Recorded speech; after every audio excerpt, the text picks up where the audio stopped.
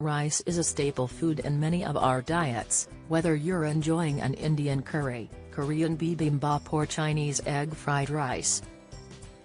But while many of us have made it countless times, it can still be tricky to get the grains perfectly cooked. It's all too easy for them to dry out or go gloopy if you're not careful. But thankfully, Andy Herndon has provided a technique that makes the job much easier. The Michelin-trained chef, from New Zealand, revealed it's been used by Asian grandmothers for decades. You don't need any fancy equipment like weighing scales or measuring jugs, it's as simple as using the knuckles on your hand as a guide. On his popular Andy Cooks YouTube channel, he told his 5 million subscribers, the old knuckle in the rice method. You ask Asian grandmother how much water to use in their rice and they'll probably use this method. First step, wash your rice 3 times, until your water runs almost clear. Next, put enough water in where it reaches the first knuckle on your finger, when the tip of your finger is touching the top of the rice.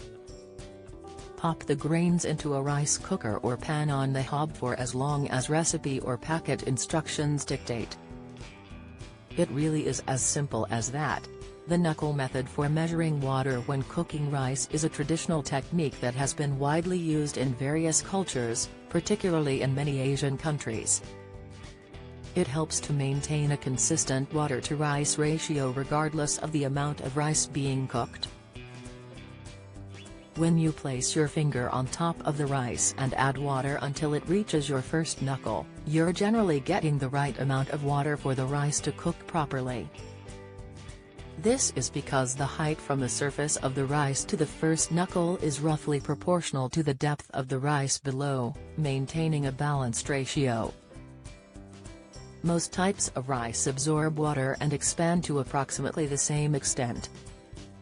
The knuckle method adds enough water to ensure the rice has sufficient moisture for absorption and expansion during cooking, resulting in well-cooked rice. It's not just Andy who swears by the method either. His video garnered 2.3 million views and plenty of comments from people who agreed with him. One wrote, "I've used this method for years after learning it. I find that it works every time but never really gave it much thought as to why it works. Thanks for the great explanation." Another said, "Learned something new today. Thank you. I always wondered how. Now I know." And a third added, "Legit. Done it for years and literally did learn it from an Asian grandma."